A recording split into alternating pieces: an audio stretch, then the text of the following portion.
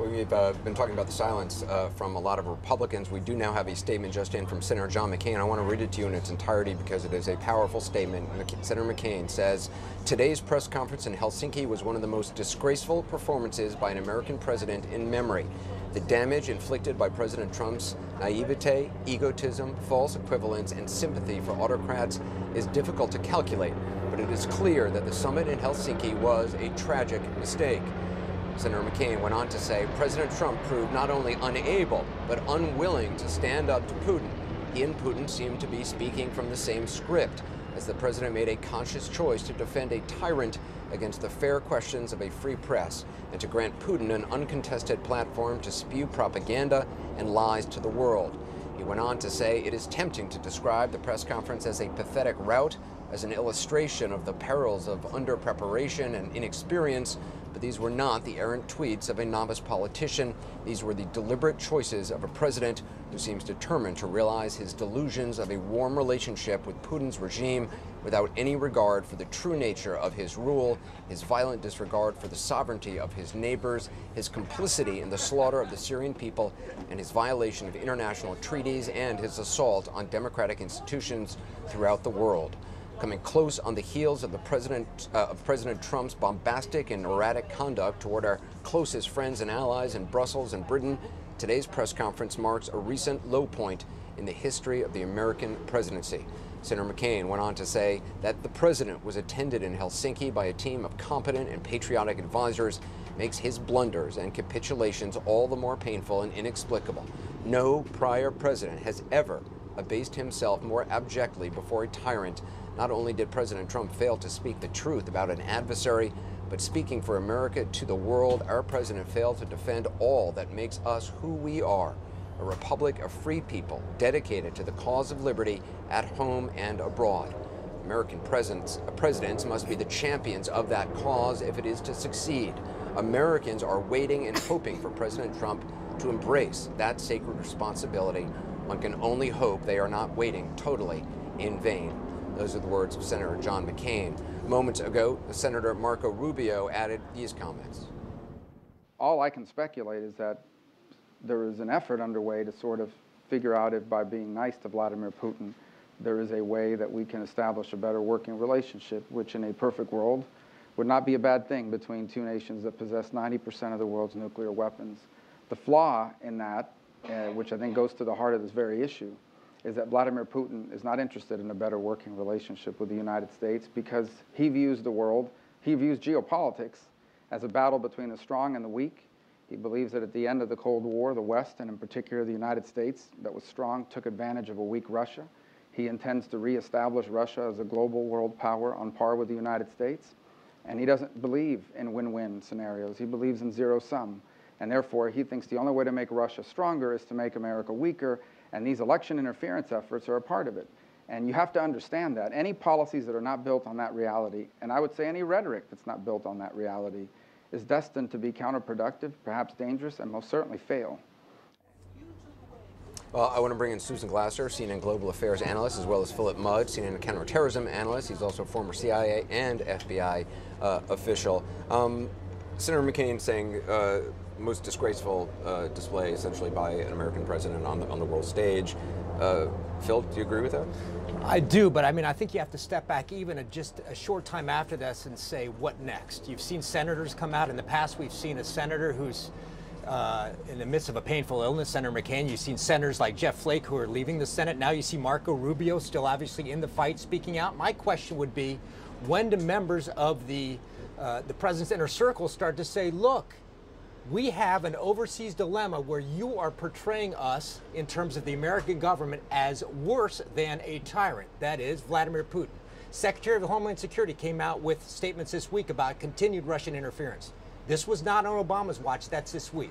FBI director continues the investigation. Department of Justice continues support for the investigation. Congress continues saying that this investigation is legitimate.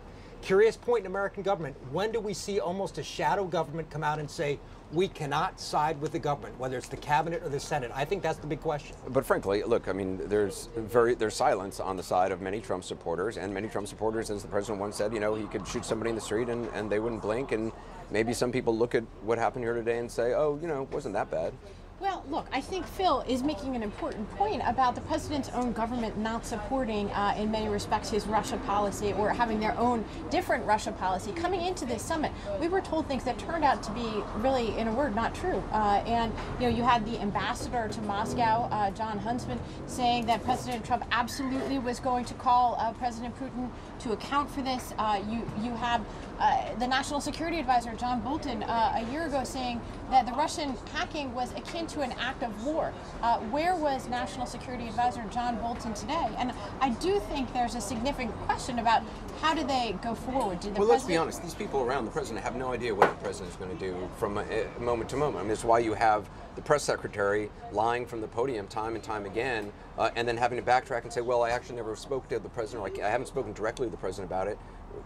Nobody around the president knows what he's going to do. They give him briefing papers. He doesn't read them. He does exactly what he thinks. He goes with his gut, and his gut might have got him an elected president, but it certainly embarrasses the country on the world stage. Well, I think that's an important point, especially because we do tend now, we're living in such a divisive and partisan moment in Washington. What I'm struck by, I just saw somebody say, tweeting, well, the only thing that matters now, in a way, politically, is whether Republicans respond and whether they're prepared to do anything about it. But, let's step back for a second. There's a whole world out there. It actually also matters, how does Vladimir Putin respond to basically being empowered and enabled by the President of the United States? Right now, he's been basically invited back into the Club of World Nations with no apparent penalty to pay, at least from the point of view of the United States, for having invaded Crimea, taken that over. This is the first illegal annexation of territory since the end of World War II.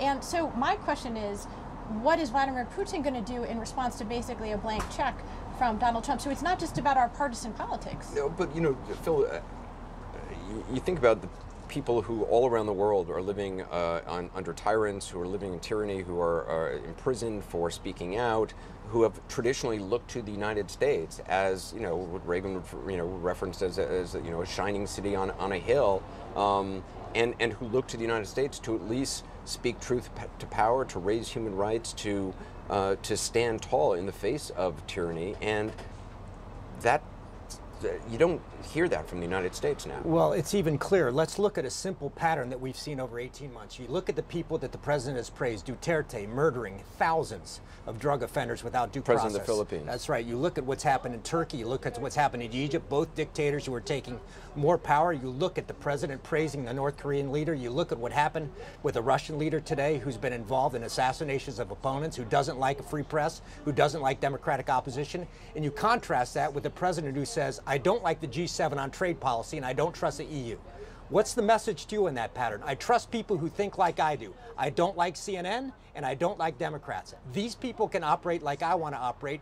The EU, the Canadians, the Mexicans can't.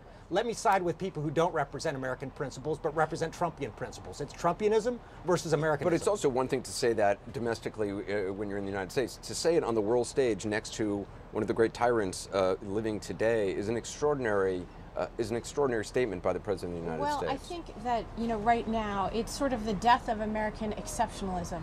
Republicans, this used to be a criticism of Barack Obama, the idea that he came and he said, well, we're exceptional in the same way that Greeks feel that they're exceptional. Had Barack Obama stood on that stage and done what President Trump did today, I mean, there's no telling what the Republican Party certainly would have said about it. I mean, they would be all over the airwaves, their heads exploding, and for valid reasons. It was just the most partisan performance in an international forum like this that I've ever seen. It was dramatic in its ranting about the Electoral College, Hillary Clinton, the DNC, servers. Which is such a sign of weakness. I mean, if you're Vladimir Putin, who's a trained intelligence operative, and you've read everything that Donald Trump has ever said, as anybody who's smart, who's going against Donald Trump would do, to actually have Donald Trump repeat his greatest hits, almost as if he was going to talk about crowd size at the inauguration.